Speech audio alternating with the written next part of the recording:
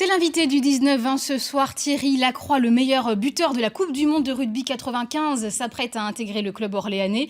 Il est intégré en qualité de directeur de rugby. Bonsoir. Bonsoir. Merci d'être avec nous. Avant de poursuivre, je vous propose qu'on revienne en images sur votre carrière. Benoît Bruer, montage Laurent Vaury. C'était une autre époque, un rugby encore amateur. Thierry Lacroix exerçait le métier de kinésithérapeute avec son frère jumeau, Pascal. Demi d'ouverture au premier centre, le joueur né dans le Gers se révèle à Dax à la fin des années 80 et donne déjà ses conseils pour bien buter.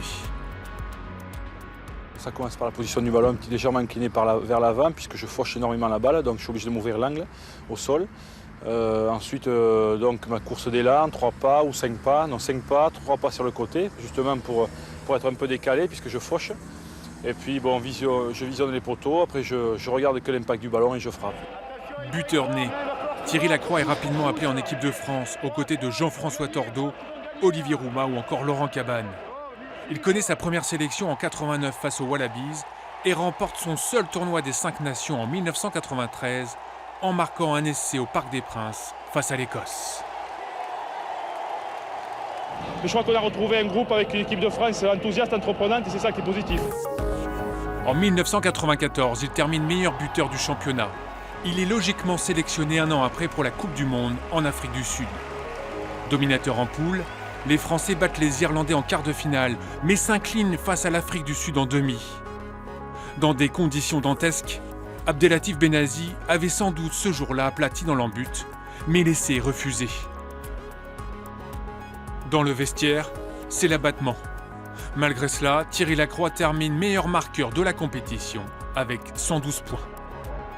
Repéré et tenté par l'aventure, il reste en Afrique du Sud pour jouer avec les Sharks du Natal. Il remportera 2 Curries Cup avec son ami Olivier Roumat en 95 et 96. De retour en Europe, il rejoint l'Angleterre au sein du club des Harlequins. La deuxième année, il termine 4e du championnat, puis reste à Londres et signe chez les Saracens.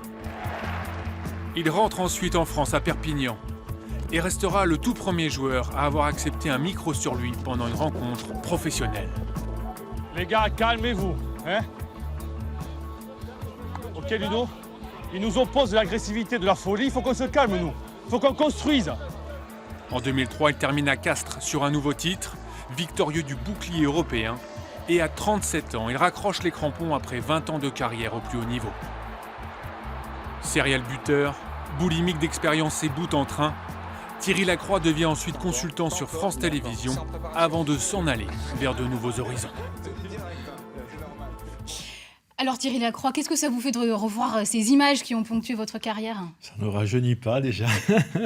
Non, c'est sympa. Je crois que le rugby a évolué, mais il garde quand même son ADN qui est avant tout le copinage, l'esprit de sacrifice, la convivialité aussi, parce qu'il y a les troisième mi-temps qui doivent toujours exister. C'est ça qui nous fait nous fédérer auprès de justement des spectateurs ou des partenaires. En tout cas, le rugby a évolué, mais il a pas oublié que c'est quand même un sport de combat et de contact. Il a gardé son bon esprit. Je le disais tout à l'heure, vous êtes désormais directeur du rugby du RCO. Avec une telle carrière, comment est-ce que vous en êtes arrivé à ce club de 4e division ? Mais en fait, c'est simple, j'ai pris au-dessus du Rhône et je me suis dit, bon, mais voilà, il y a une pénurie de clubs de bon niveau en top 14 et Pro D2. Pour ceux qui ne sont pas rugby, c'est première division et deuxième division. À partir de là, il y a une analyse qui a été faite sur des données économico-sportives, puisque j'ai fait un master d'économie du sport. Et là-dessus, quand vous prenez aujourd'hui un club de rugby est une entreprise, même au niveau amateur, on évolue d'une association vers une SASP, donc tout le monde l'a fait, pourquoi pas le RCO. Et le RCO s'est positionné comme un club ambitieux avec des données économiques intéressantes pour devenir un jour référent, en tout cas dans le Loiret, et pourquoi pas dans le centre Val-de-Loire. Justement, qu'est-ce que vous comptez apporter à ce club ? Quel est votre objectif ? Mais l'objectif déjà, c'est d'amener des compétences, parce que tout club associatif, la problématique, c'est qu'il y a beaucoup de bénévoles avec de bonnes intentions, mais il manque quelques compétences, il manque une structuration qui vous fait avancer vers le haut niveau. Donc cette équipe, effectivement, on a commencé à structurer, on a commencé à faire venir aussi un groupe de jeunes qui a intégré la cellule économique, sportive, marketing. Et on va un petit peu donner autour de nous toutes nos compétences pour que justement cette région sorte un jour un club de top 14 ou Pro D2. Vous avez déjà rencontré des joueurs, j'imagine. Certains vous ont déjà marqué.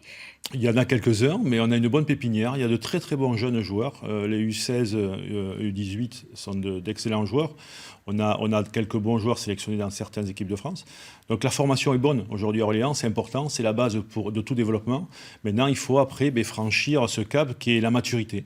C'est comme l'équipe de France, on sort souvent des moins de 20 champions du monde, mais après, ça ne gagne plus rien.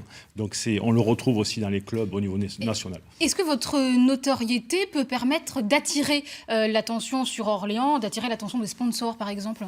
Ça le fait, effectivement. Il faut s'en servir. Je suis un homme sandwich. Donc, il faut s'en servir de temps en temps, effectivement. L'intérêt est porté, effectivement, sur Orléans aujourd'hui parce que j'y suis. D'ailleurs, beaucoup de gens du rugby français, on sait que le rugby, est quand même une histoire de sud-ouest-sud-est. Le nord, comme je l'ai dit, au-dessus du Rhône, c'est compliqué. Et là, le fait que certains joueurs de notoriété viennent passer le haut du Rhône, ça donne de l'intérêt à des sponsors, à des médias, et puis à des joueurs aussi de venir nous rencontrer et apprendre à notre contact. Un dernier mot, quelle est la prochaine échéance sportive pour le RCO ? Mais c'est un match là, Marc-en-Barreuil samedi, et puis le premier match à domicile ici au RCO le 20 octobre contre Sarcelles, à ne pas louper. On suivra ça attentivement. Merci beaucoup Thierry Lacroix d'avoir été l'invité du 19-20 ce soir. Merci.